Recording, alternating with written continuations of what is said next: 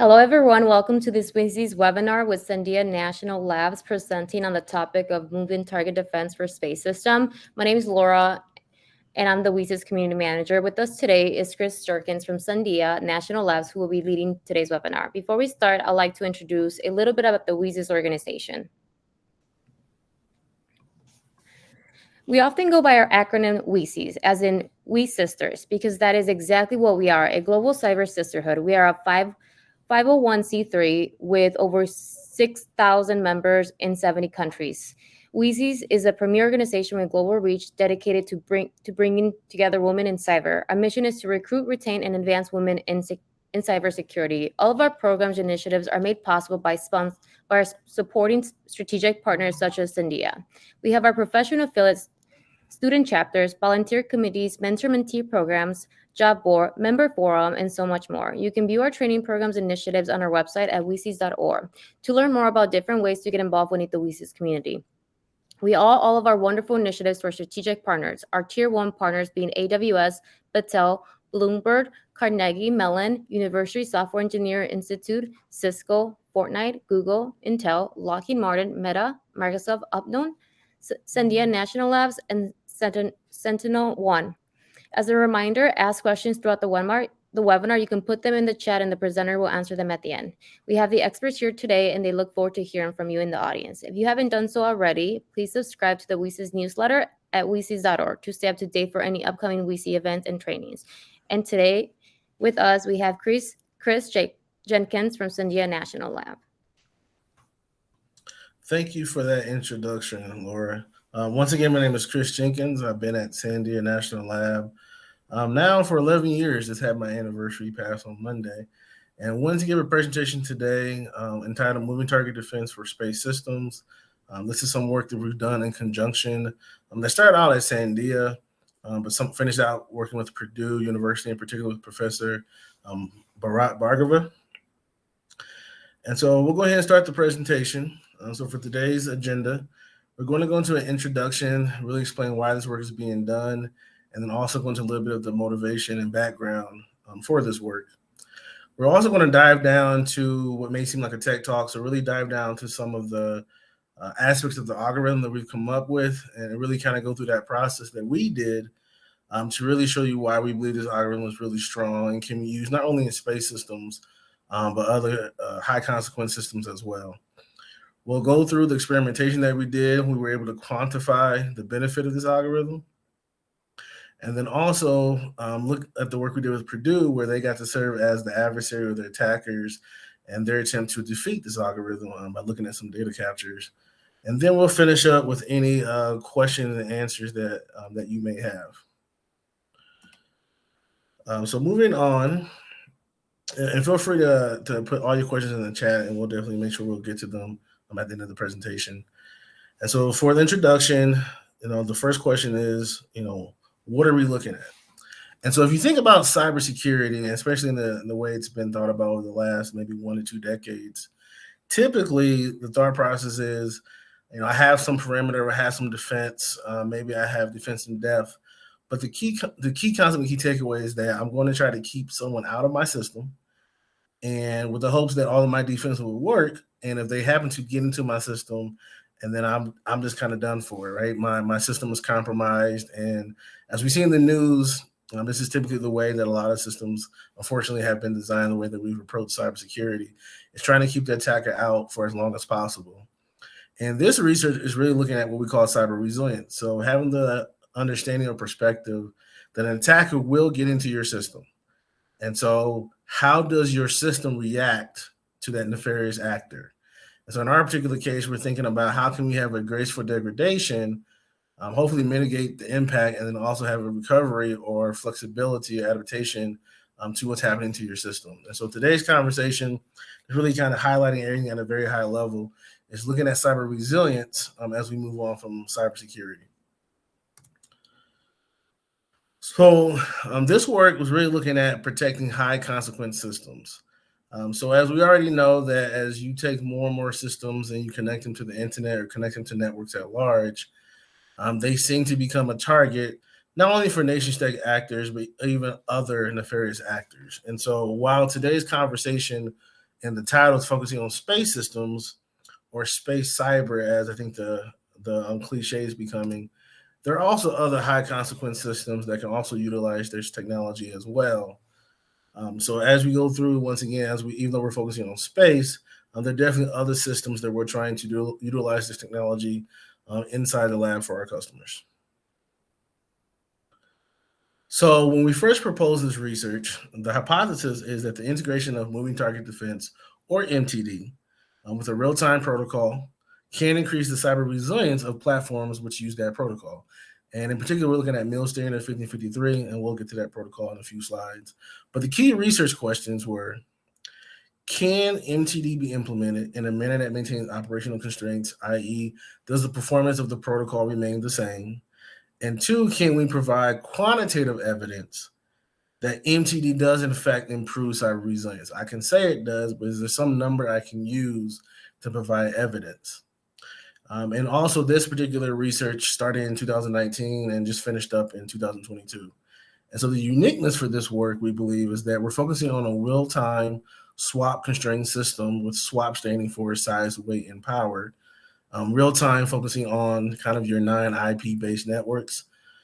And then we also don't require anomaly detection. So this algorithm can be used to complement anomaly detection, but in general, anomaly detection is pretty hard. And I think as we continue to see news stories come out, we see that it's really hard to detect somebody, with even some reports reporting that, it might take up to, 100, 200 days before they detect that someone has been in their system. So detection is still a very hard problem, but for our particular approach, we're not requiring anomaly detection as part of our solution. So we'll move on to the background of both MIL Standard 1553 and also moving target defense. So MIL Standard 1553, and kind of give you a quick background about it. So this protocol came out in 1973. And the key takeaway is that before this protocol came out, when aircraft was designed, that's really where the protocol was first used. When aircraft were designed, all the different devices on the aircraft would be connected, physical wire from one device, physical wire to the next device that it needed to speak with. And so these networks became, miles and miles of wiring between all the different devices. And so what they decided to do is say, hey, you know what? We need a way to make this easier. So we'll create a bus, put all the devices on that single bus, and then have a way or a protocol in this case, so all the devices could communicate. But because they wanted to have reliability, instead of having a single bus, they had a redundant bus. In this case, a bus A and a bus B. You can even go to a bus C, but typically you find 2 redundant buses. And then the 3 main devices that we'll talk about today are bus controller, bus monitor, and remote terminal, with our emphasis today being on the bus controller, the BC, and the remote terminal, also commonly called the RT.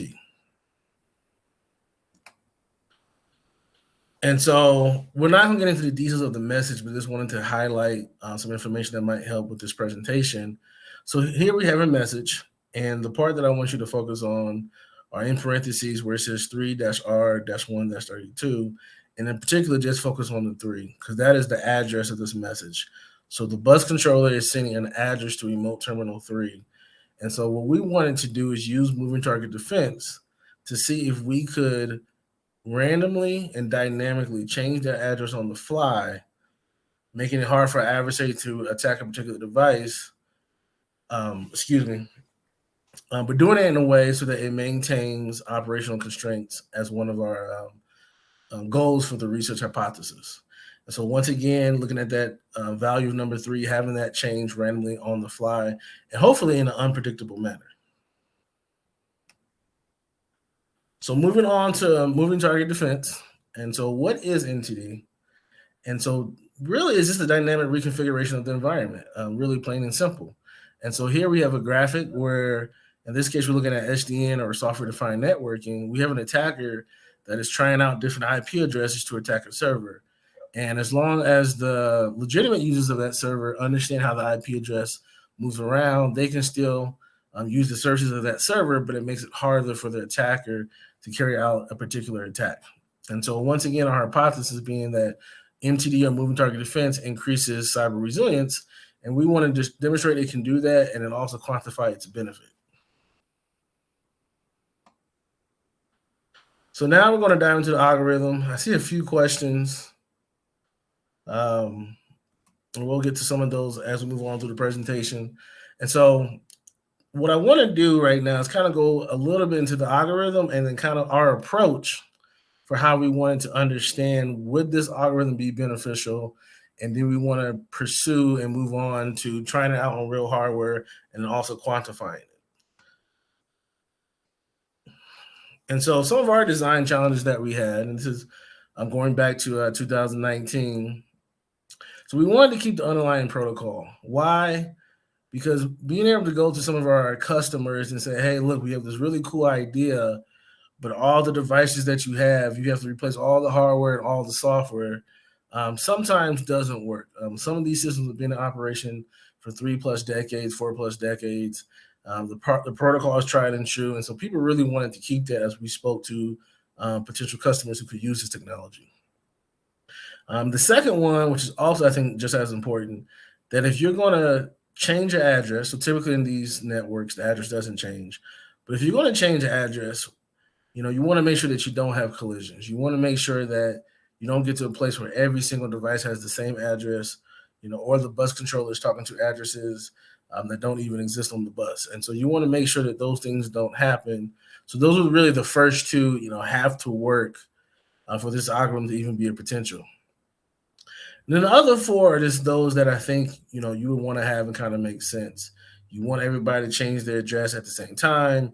You want to make sure that you have enough entropy in your algorithm so that it is really dynamic. And then two, for periodicity, you want to make sure that, it's a sufficiently long, hopefully random pattern or hopping pattern.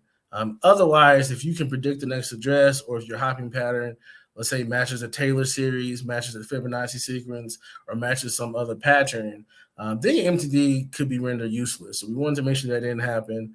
And then also some authenticity. So if we're going to have an ability to change address, we want to make sure that only the legitimate bus controller can send out what we call authentic command, and that a nefarious actor cannot change the addresses on the bus at will.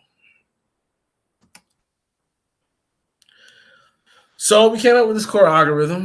The randomness primitive has its own subcomponents. For the point of view of this presentation, we'll just continue and just look at it as a randomness primitive. And so you start out with a shared symmetric key, and you also start out with a nonce, or sometimes called a number used once, but it's really just a random number. It's fed into a randomness primitive, and then what comes out is a randomized array of size n. The n can be variable. And then it also produces a nonce, and then that nonce is fed back into the randomness primitive with the shared key. And so one can imagine that if you continue to do this, you produce a 2D array, or as we like to call the state matrix. And so we wanted to think, okay, how could we use the state matrix to dynamically assign new addresses? And so the way we first started, it was called the static offset method. And so if a device has typically, in a static case, has a typical address of 0, we could send out an index of 3. It would select the third column, in our case, or to say the third index, and the new address would be 4. And then if we had a device that had typically an address of 4 and then saw the index of 3, you would have a new address of 24.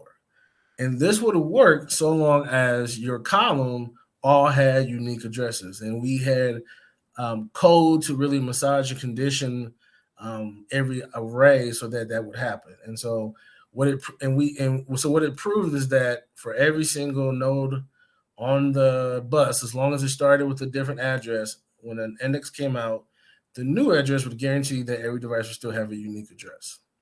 And so, which is really key for making sure that all the addresses are disjoint. But something that we saw about this particular configuration is that for every device, for a given index, it would always have the same next address. So there was this one-to-one correspondence.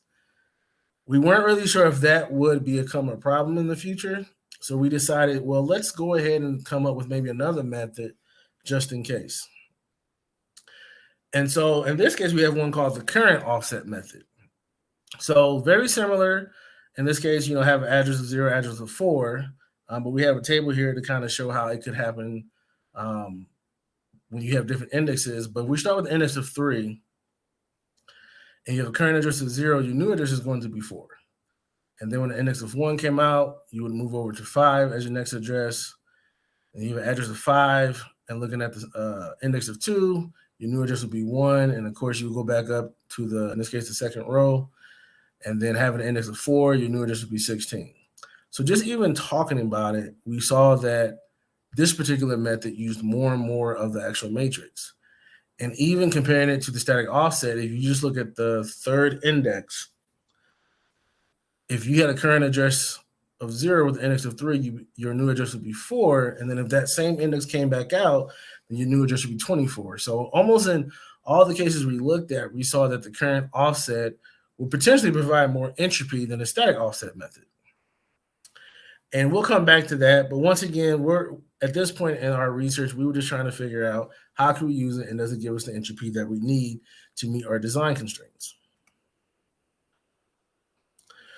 And so there are two other ways, linear static, linear current. We did look at them in terms of determining entropy, determining unpredictability, but we decided as we conducted our experiments, we just used the static and current methods, and we didn't use the linear static or linear current methods. So looking at the space requirements, this isn't really too much of a shock, but for our particular case, the state matrix has 32 rows. Each element is 1 byte. And then, of course, the number of arrays is configurable. And so we just wanted to understand, since we're focusing on size, weight, and power systems, where SWAP is really a concern, we wanted to understand how large the array could grow. And so for 65,000 columns or arrays, we have about 2 megabytes, which is pretty much can be used in almost any system today. There are still microcontrollers that this may present a problem, so we might have to have a smaller size state matrix. But in general, we feel that 2 megabytes was sufficiently small for most SWAP constrained systems. And then we also wanted to understand how fast could we generate a particular column. And so looking at the various sizes, we were able to see that typically in steady state, you can generate a column slightly under 300 microseconds, kind of right around 270, 280 microseconds. And so given that the speed of the 1553 bus operates at 1 megahertz and it transmits a bit every microsecond, more than likely it would be best to generate the state matrix ahead of time and then just index into it to select the new address, because that could happen on the order of nanoseconds. So this chart is definitely an eyeful, so we'll kind of go through it step by step. Once again, just understand, I'm trying to walk you through the steps that we took just to see that this algorithm gives us the entropy that we were looking for. So we looked at the 4 different offset methods, and we varied the number of columns in the state matrix. And then what we did is we said that, okay, the bus can have 31 possible devices. So for every device, let's generate a random index and let's see how long it takes so that that particular device can be assigned every single possible address. And let's do that for all possible devices, assuming the bus is fully loaded. And what we found out, and that's actually represents under the total column. And then for the average, the minimum, the maximum, we just looked at a single device and wanted to figure out, on average, how long does it take to be assigned every single possible address. And of course, we applied a standard deviation. As I said, we looked at the standard deviation. And so we just did this just to figure out, is there anything that stands out to us? And the one thing that stood out to us is that the static configuration, which we've already mentioned, has this one-to-one correspondence. Regardless of the size of the state matrix, it has the largest total value. And if you look at the average and maximum columns, it has the highest, and it also has the highest standard deviation, whereas current, L static, and L current more or less are closer. And in some cases, one may have higher, and in other cases, another offset method may have higher. But the static definitely started to stick out. So at this point in our research, we knew something was different about that configuration or that offset method, but we didn't know exactly why. So we wanted to try some more tests to help us understand it. So we looked at an entropy test that we did. In this case, we did a similar test, right? We just generate an index randomly, figure out what is the next address, and then kind of quote unquote put it into a bucket or mark it. And then we do that so many times and be able to generate a histogram. And the one thing that stood out to us is that it's not perfect entropy. Perfect entropy would be every single blue bar in this case would have the same height.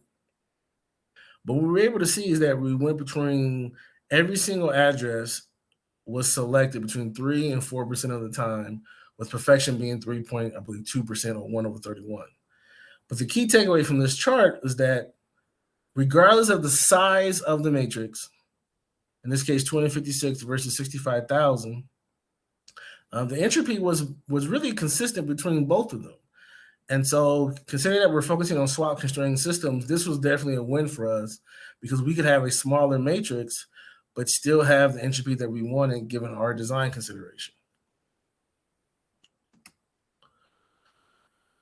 And so, this is probably the most complicated test that we came up with, and this one could probably take its own 15 minutes. So, I'll stick to the high levels. But we wanted to look at 3 different aspects of the algorithm. So the offset method, the size of the state matrix, and what's called the state matrix update period, which is if I was using a particular state matrix, I could generate another one and then start using that matrix in this case, every 32, 1,024, or 4,096. For the state matrix columns, the size varied between 256 and 65,000. And of course, the offset methods as we described before. And the key takeaway from all of this is that the size of the state matrix and the update period seem to have the little effect on these 9 unpredictability metrics. But the offset method actually had the most influence. And in particular, looking at this chart, 1 being the most unpredictable and 0 being highly predictable, static performed the worst. And so we started to say, well, maybe that one-to-one correspondence or correlation matters. And then current, of course, is doing better. And then linear static and linear current, in this particular case, is doing the best. And so in summary, what we've figured out from this algorithm is that all addresses are not created equal in the sense that it's not uniform, but it gets pretty close. Every device will be assigned every address at some point in time. So it's not like you have a device and it never gets a particular address. Every single device will get every single address, which is good because it means we don't necessarily skew to one address or not. We don't need a large matrix, which is good for swap systems. And we're able to index into the state, by generating the state matrix on the fly. I apologize. We can index into the state, and we should not generate the state array on the fly. The reason why this is important, so we were presented with a question during some of this research, do we have to have the entire state stored? And the answer was no. The way the algorithm was designed, you could store, the first column, the fourth column, the eighth column, the 12th column, and then if indexes came in between, you could generate them on the fly. But given that it takes about 280 microseconds, as we showed in the earlier chart, to generate a column, and given that your bus runs at 1 megahertz, one could argue that about 200, 300 bits could be transmitted while you're generating a column. And so if you have to generate more, of course, there's more data, and potentially you can lose synchronization on the bus. And so we just recommended that if you wanted to use this algorithm, generate everything up front and then just index on the fly. So I'm gonna take a quick look and see if there are any questions. Okay, I see none right now. So we'll continue. So given that we have this algorithm, we wanted to know, can we show that it works? And so we wanted to have a research plan broken up into 2 phases. So the first phase is we wanted to do something very simple because when this project was first funded, we had a little bit of seed money, and I actually had 2 interns working on this project for its first year. And both of those interns actually became full-time members of Sandia. So, and also on some of our papers as well. So it definitely worked well for those particular students. And so we wanted to see for phase 1, we bought some hardware. So we bought some mill standard 1553 hardware. And we wanted to see, could we do a very simple calculation with and without the MTD and see, does it actually work or not? And then for phase 2, given that phase 1 worked and was successful, can we actually have an adversary do something on the bus, in this case, try to exfil data, and by turning on MTD, Does it help or hurt the adversary, with the goal being that it should hurt the adversary? So to get into experiment and to have everybody on the line understand, so we had just 2 devices on the node. While we could have had more, this is really the best scenario for an attacker. So if it's hard for an attacker in this scenario, we can argue that it would be harder for an attacker with more devices on the bus. And so the bus controller sends out what's called an MTD start command, which contains 128-bit nonce. The RT gets that nonce, and assuming the share key has been shared offline, it generates the state matrix, and then it sends back what we call MTD verify message. It sends back a 512-bit HMAC or key message authentication code back to the bus controller. And the bus controller can use that particular HMAC and the one it also generates internally, which proves that both the bus controller and the remote terminal have the exact same state matrix without actually sending any information on the bus that an adversary could potentially be watching. The BC sends over 2 numbers, 1 plus 1. RT sends back 2. This continues, and then at some point in the future, which is configurable, so maybe AV, so a frame in our particular case, and I'll say the word frame a lot, the 1 and then the 2 coming back, that's considered 1 frame. So really send over 2 numbers, get a response back, that is considered 1 frame. So in the future, after so many frames, which is configurable, we'll have an NTD update index. The RT will take that index, it will select this new address, and then the bus controller will continue at that point in the Fibonacci calculation, continue the calculation, and then get to a value in hex of B520, which is the 24th Fibonacci number in hex, and then it will stop the computation. And so that's the experiment we're going to do, just to see that does this actually work in principle and in the actual application. So just to highlight the commands, once again, for the start command, we have the 128-bit nonce. For the verifier, we have the 512-bit keyed MAC. For the MTD update, we're sending out the index, in this case, hexadecimal 17. And of course, we're just trying to show that the 24th Fibonacci number does come out of this calculation. As the addresses are changing, we're still able to do the calculation correctly. So given that that worked, we wanted to say, okay, how does this help us? How does this help us? So if we want to say we're going to tell somebody turn on MTD, what can you show me that how this is going to benefit me? And so we did a second experiment where we calculated the Fibonacci number, but we had an adversary on that network performing reconnaissance, more or less, like exfiltration.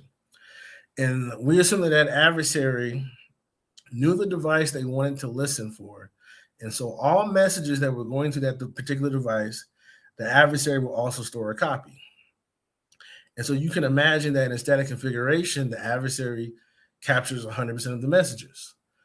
But when we turn on MTD, we found out that really, regardless of the number of frames between the address change, the adversary only captured around 3.2%, or 1 over 31, which is the theoretical number we were looking for, because the actual MTD algorithm allows that device to be at each address more or less equivalent amount of time. And so if the adversary is only listening on one address, which is typically what happens in these type of systems, you go from consuming 100% of all the messages down to 3.2, so about a reduction in 97%, which matched the theoretical estimates. And so we wanted to do a second experiment where the first experiment, the adversary just picked a random number to start with. I should say a random address to start with. In this experiment, the adversary picked the correct address to start with. So it actually would start exfiltrating data when the experiment started. And of course, then MTD would move that address somewhere else. And so what we saw is that as you start to go from left to right, which is the number of frames between your address change, it looks like the adversary starts to gather more information the longer amount of time you have between address updates, which makes sense. But I think it's skewed in this scenario because the adversary is starting at the correct address. We have a relatively short experiment. And so when you have a long time between address updates, when the experiment starts, the adversary is really consuming a lot of those messages. But we do believe that if we went from 50 generations to something along the lines of maybe 500, 5,000, 5 million, we believe the left and right graphs would begin to look the same. So it still shows that MTD, we were able to quantify that MTD does in fact help and reduce the amount of information the adversary can gain. And so this particular slide shows something that was simulated. So we wanted to think, well, what if we had a really smart adversary? And for whatever reason, an adversary can just learn that the next address after so many frames. And so just as an example, looking at the screen, we have a period of 25 frames.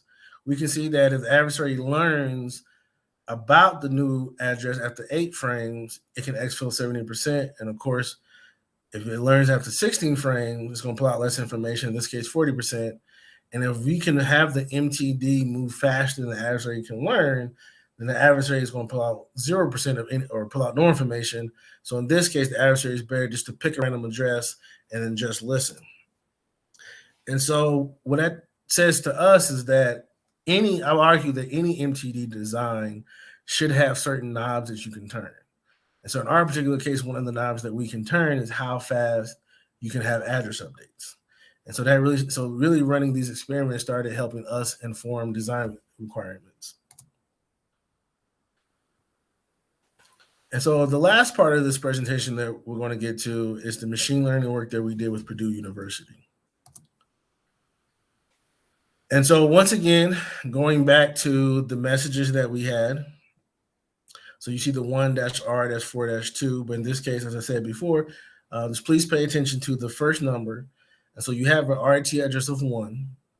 And then for message number 15, we sent out the hexadecimal value 17. And now the new address is 27. And so in phase 1, this is what was happening over and over again. You would have an address, send out an index message, and then you'd have a new address. But yet you were still able to compute the Fibonacci sequence without a hiccup. And so what we wanted Purdue to do is that we said, here's our captures. Given that you understand how the algorithm works, given that you have this data, can you use machine learning to figure out that if I have a remote terminal address of 1 and a hexadecimal value of 17 comes out, you can predict with high accuracy that the next address is going to be 27.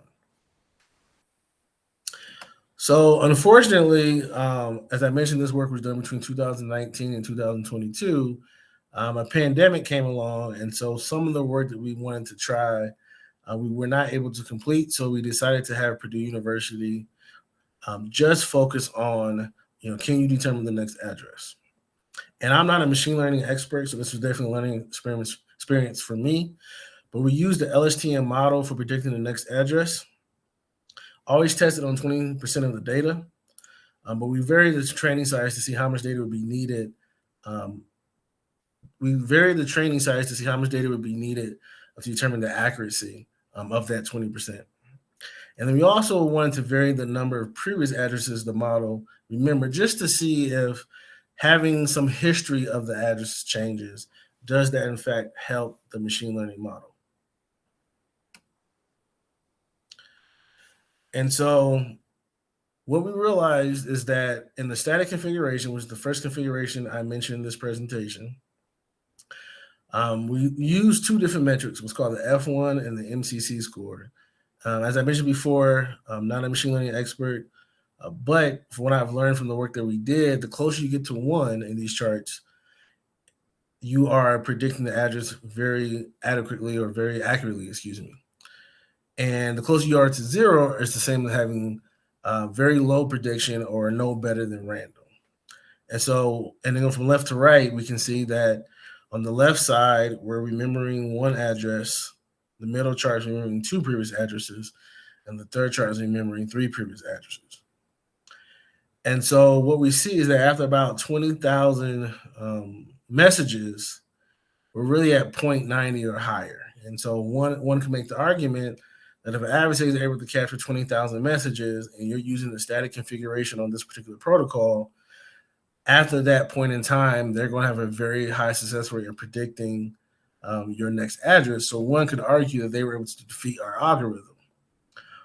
And after we did some more research into this, we kind of realized that the algorithm picked up that correspondence between given a particular static address and given a particular index, the next address was always the same. And so machine learning was able to pick that up. So when we switched over to the current offset method, and just by looking at the y-axis, you can see there's a substantial change. So 0.95 kind of being the high point all the way down to 0.14. So in this case, the students had a very, very difficult time being able to predict the next address. And just even in my explanation of how the two offset methods work, I think it's very obvious that the current offset method used a lot more of the state matrix. It was a lot more dynamic, which of course made it harder for the machine learning algorithm to guess.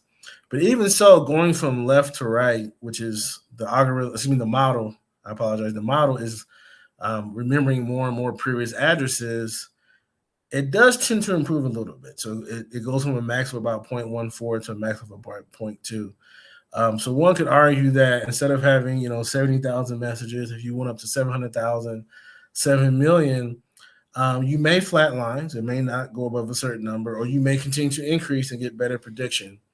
And so once again, there's another knob that we can turn, which is we can create another state matrix and then start using a different matrix, which means you have to then start learning again with your machine learning algorithm. So really from a lot of this particular work, we just learned that if you are going to create a moving defense algorithm or system, it is best to have certain knobs that you can turn so that if one configuration does not work out as expected, you could turn those knobs and use it in a different configuration, which hopefully will be stronger against the adversary. So in conclusion, here are some of the accomplishments that we have for this work. So we were awarded a patent for the MTD algorithm. We were able to obtain copyright, which is another way for saying that for certain customers, they can use the software that we created, which implements the algorithm. We also have a non-disclosure agreement with a commercial company where we are in the process right now of integrating this particular algorithm with some of their MTD technology. The key results from this research, we were able to reduce the adversarial knowledge by 97% during the exfiltration experiment. We were able to quantify the unpredictability and randomness of just the core algorithm, regardless of the particular application of it. We were able to demonstrate against at least the LSTM model. We were able to show that we have resilience against that in the right configuration.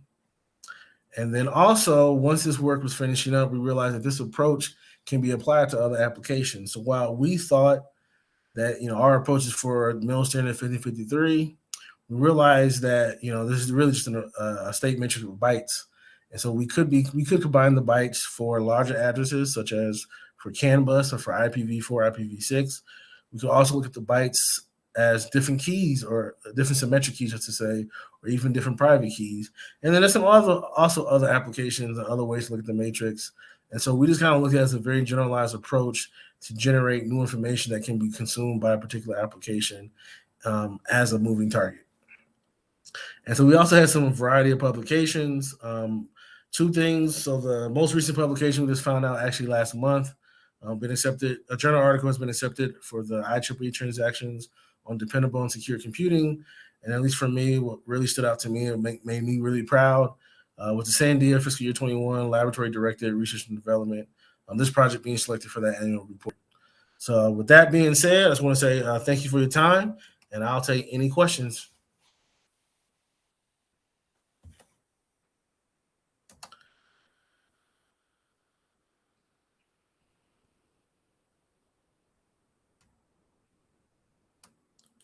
So I'm not seeing any questions in the chat.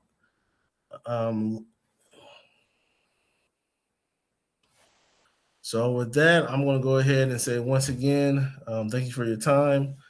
Okay, so I think one just came in. It was an announcement. Okay. So the announcement that Laura put in, thank you for this, is that we are always hiring, in particular for cybersecurity.